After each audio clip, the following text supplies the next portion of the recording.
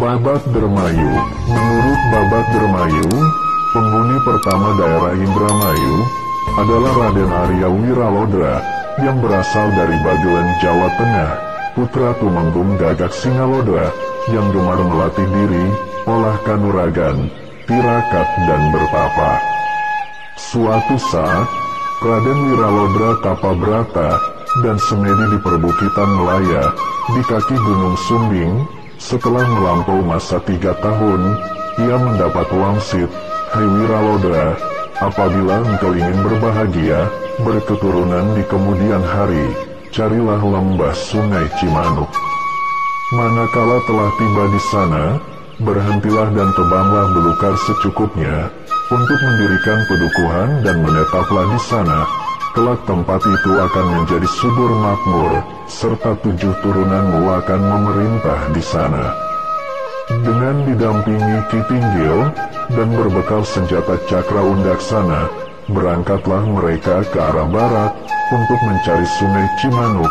Suatu senja, sampailah mereka di sebuah sungai. Wiralodra mengira sungai itu adalah Cimanuk, maka bermalamlah di situ. Dan ketika pagi hari bangun, mereka melihat ada orang tua yang menegur dan menanyakan tujuan mereka. Wiralodra menjelaskan apa maksud dan tujuan perjalanan mereka, tetapi orang tua itu berkata bahwa sungai tersebut bukan Cimanuk, karena Cimanuk telah terlewat dan mereka harus balik lagi ke arah timur laut. Setelah berkata demikian, orang tersebut lenyap, dan orang tua itu menurut riwayat adalah Ki Buyut Sidum, Kidang Penanjung dari Pajajaran. Ki Sidum adalah seorang panakawan Tumenggung Sri Baduga yang hidup antara tahun 1474 sampai tahun 1513. Kemudian, Raden Wiralodra dan Ki Tinggil melanjutkan perjalanan menuju timur laut, dan setelah berhari-hari berjalan, mereka melihat sungai besar. Wiralodra berharap sungai tersebut adalah Cimanuk. Tiba-tiba dia melihat kebun yang indah, namun pemilik kebun tersebut sangat congkak, hingga Wiralodra tak kuasa mengendalikan emosinya.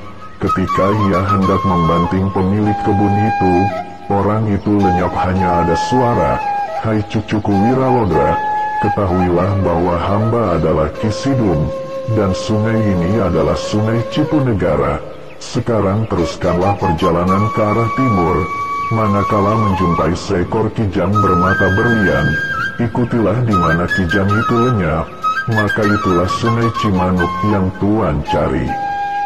Ki Sidum adalah seorang ulama besar dari Ligung Majalengka yang pulang berkelana dari Banten untuk pulang ke Ligung Majalengka, kemudian bertemu dengan Raden Arya Wiralodra, dan makom dan petilasannya ada di Desa Bantarwaru, Kecamatan Ligung, Kabupaten Majalengka.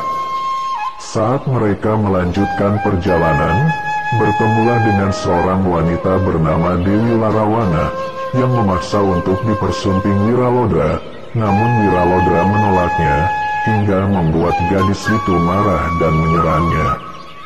Wiralodra mengelurkan cakranya ke arah Larawana. Gadis itu pun lenyap, bersamaan dengan munculnya seekor kijang. Wiralodra segera mengejar kijang itu yang lari ke arah timur. Ketika kijang itu lenyap, tampaklah sebuah sungai besar. Karena kelelahan, Wiralodra tertidur dan bermimpi bertemu Ki Sidum.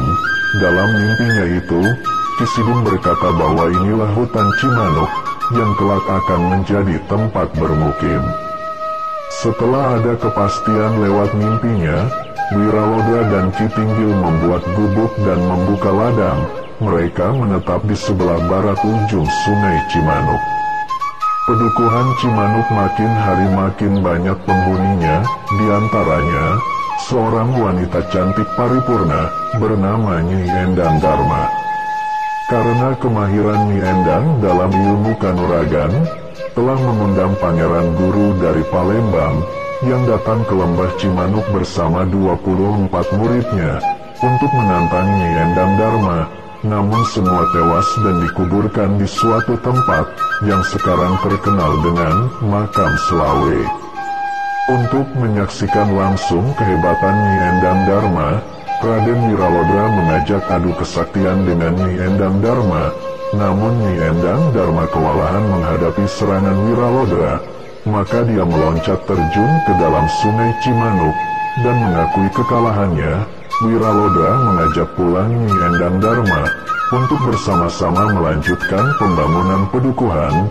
Namun Nyi Endang Dharma tidak mau dan hanya berpesan, jika kelak Tuan hendak memberi nama pedukuhan ini, maka namakanlah dengan nama hamba.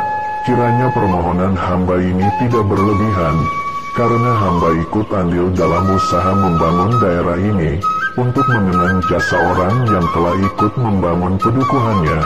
Maka pedukuhan itu dinamakan Dharma Ayu, yang di kemudian hari menjadi Indramayu. Berdirinya pedukuhan Dharma Ayu memang tidak jelas tanggal dan tahunnya, namun berdasarkan fakta sejarah tim peneliti menyimpulkan bahwa peristiwa tersebut terjadi pada Jumat Kliwon 1 Sura 1449